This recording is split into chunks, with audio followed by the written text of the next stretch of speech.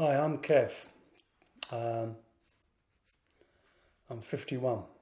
Actually, tomorrow I'll be 51. Um, I was living in Langdon, in Basildon, in Essex, where I originally come from, that area. And I was living in this probation house in Broomfield Road. That's called Broomfield. They just named them, just think of them roads. And it was just above the Alcatraz, Langdon Links.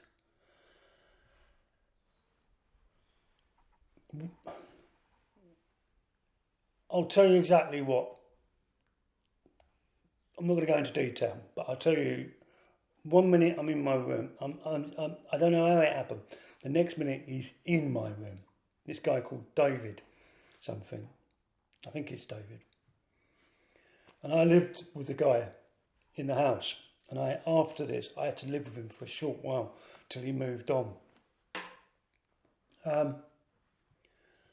The actual experience, I thought I was going to die. At one point, he had his leg here and his leg over my neck. And if I didn't give in, I believe 100% he would have killed me. This is the whole thing about rape, is about the control of a human being. And he had total control over me, completely. And the actual experience was awful and degrading to me. And he left. But what it left me with was the nightmares, the utter horrible, evil nightmares that are still there to this day. I can't have another Mao in my bedroom. I never said a word about it because you got to understand I was in a very male-dominated, tough man environment. Basildon's very working class, very geezer, and I was in a geezer world, and I was involved in, I was on probation, so I was with criminals. I do not believe one bit if I went to Basildon Police Station and said, this bloke has done this to me, they would have believed me or accepted it. I did nothing about it and just hid it and did more drugs, more booze, and fell into a world of complete and utter fear and paranoia and other stuff. And it ravaged me. It came back on my arse, pardon my French, when I was in a friend's flat, and this was about a year later, and I picked up this newspaper, and I can barely read, and I mean that, and I could barely read. And I picked up this newspaper, and I read this article about him, and he burgled and raped a 72-year-old woman, and that was the final straw in me. That's what killed me inside. I felt this almighty punch to my stomach. I nearly threw up. And my friend later on said, you read this article and then you suddenly turned around and said, let's get proper up, and went on this mad alcohol and drug spell. And you were just nuts. You were aggressive, you were quite violent, which I'm not at all.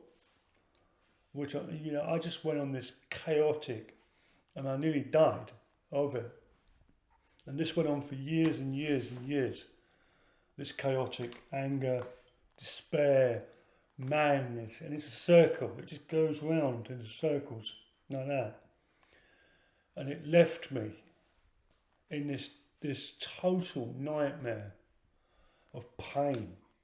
A pain, he anally raped me. But it wasn't that was painful, it was what he did. He took from me. He took a very large piece of me. And I'm getting it back. And I never talked about it again for years and years and years. And I tried to, and I just wasn't ready. And then eventually I got off the drugs. And I started coming to Operation Emotion.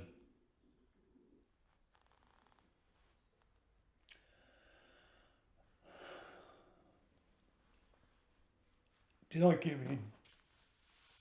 Did I submit? Did I enjoy it? Did I anything like this? Did I? Well, one of the guys who runs it turned around to me and said, "Did you want it to happen?" And I went, "No." "Did you consent to it?" "No." Then it's rape, Kev. And the penny dropped. And really did drop a long way. And I started to ease up on myself. And I started to relax more on myself. And through Operation Emotion, doing a recovery course, I learned so much. And I mean so much. And I mean this. It brought about so much in me and healed me and helped me. It gave me power, and I took back. And I'm taking back every day, because I'm alive. I'm kicking. I'm still here. I'm not waiting for that on the door, like he is. And if some strange reason you see this, I ask you and I plead with you to hand yourself in and take responsibility. Because I've taken responsibility for my half. Not that it belonged to me. This is your rubbish. That's it.